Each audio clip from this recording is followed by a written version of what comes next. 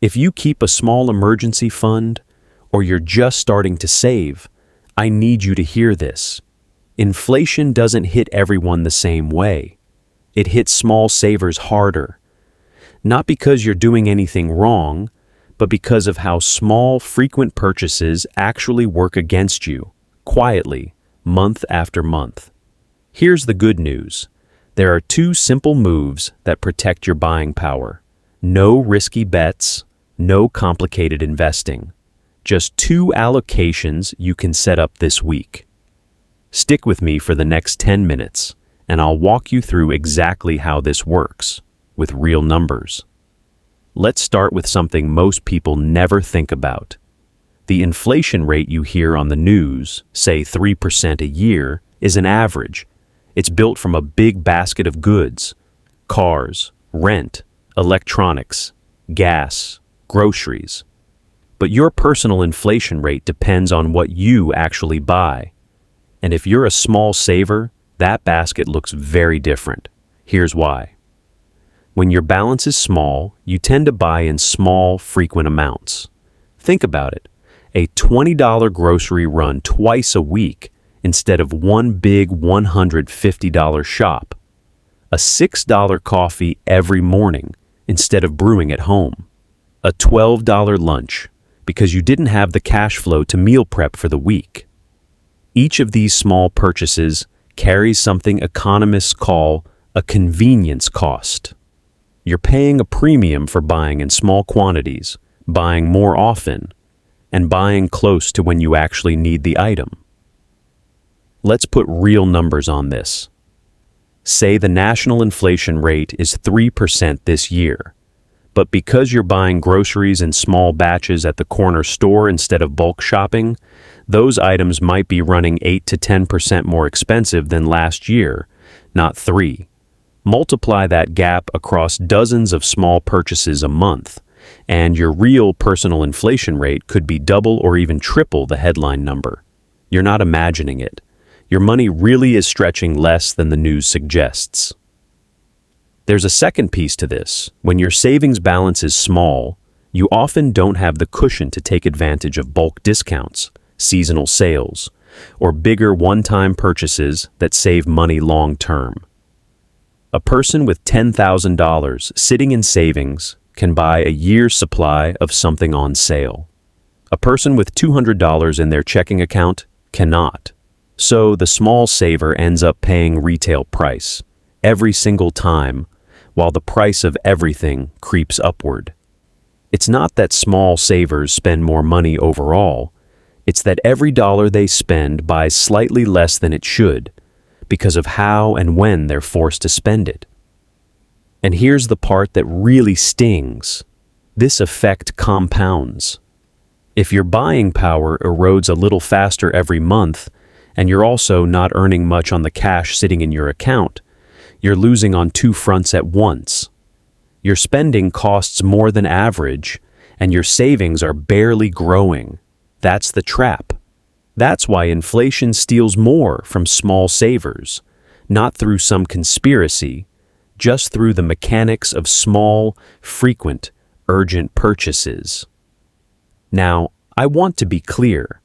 This isn't about blaming yourself for how you shop. It's about understanding the mechanism so you can build a defense around it. And that's exactly what we're doing next. The first move is about where you park your cash while you're saving it up. A lot of small savers keep their money in a regular checking account, earning close to zero interest. That means every month, inflation is quietly eating into what that money can buy, and you're getting nothing back to offset it. The fix is what I call a short-term real yield account. In plain terms, this just means moving your savings into a high-yield savings account, a money market account, or short-term treasury bills. Accounts that are still fully liquid, meaning you can access your money quickly, but that actually pay you interest that's closer to or above the inflation rate. Here's an example. Let's say you have $1,000 sitting in a regular checking account, earning 0.1% interest a year. After 1 year, With 3% inflation, that money's buying power has effectively dropped by close to 3%. In real terms, you've lost about $30 of value. Now let's say instead you move that same $1,000 into a high-yield savings account, paying 4.5% annually. After 1 year, you've earned about $45 in interest. Subtract 3% inflation, and your real gain is still positive.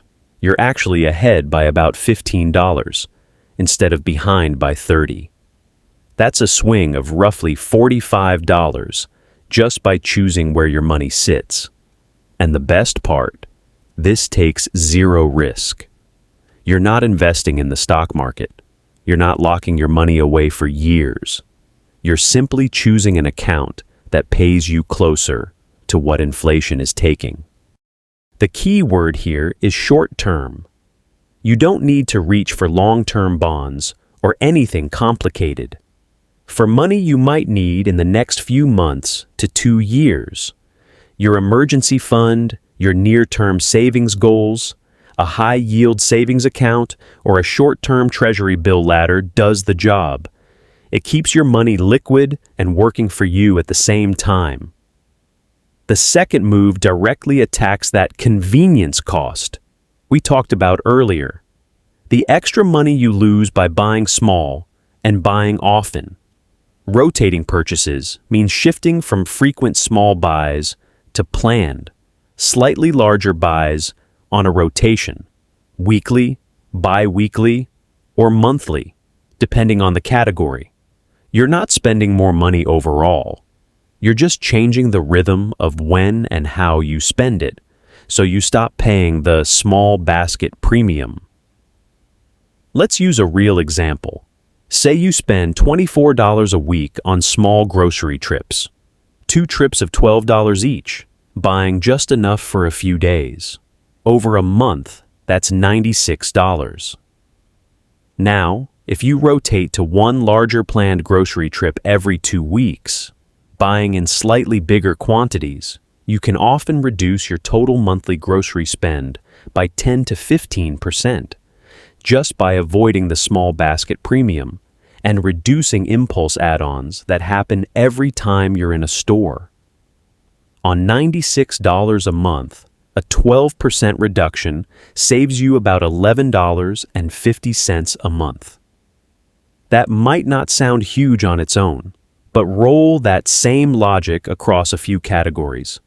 Groceries, household basics, personal care items, and you're often looking at $40 to $60 a month back in your pocket just from changing your purchase rhythm. The same idea applies to things like coffee, lunches, and small daily conveniences.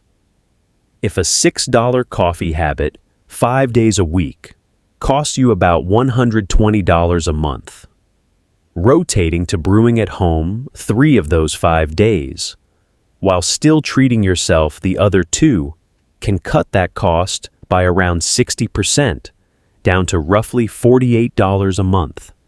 That's over $70 back every single month without giving up the habit entirely.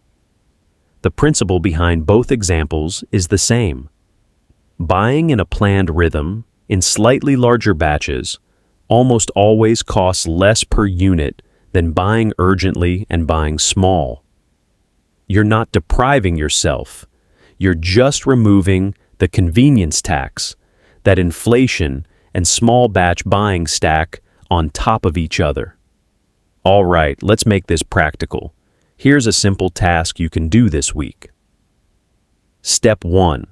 Open a high-yield savings account if you don't already have one, and move your emergency fund or short-term savings into it. This takes about 15 minutes online, and most accounts have no minimum balance requirement. Step 2. Pick just 2 spending categories where you're currently buying small, and often, for most people, that's groceries and coffee or lunch. Write down your current weekly spend in those 2 categories. Step 3. Plan 1 rotation. Instead of multiple small trips or daily small purchases, Plan 1 or 2 larger scheduled purchases per week or every 2 weeks in those categories.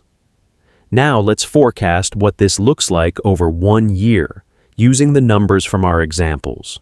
If you move $1,000 into a high-yield account, earning 4.5%, instead of leaving it in a checking account, earning 0.1%, that's a swing of about $45 in interest earned over the year, before even accounting for inflation protection.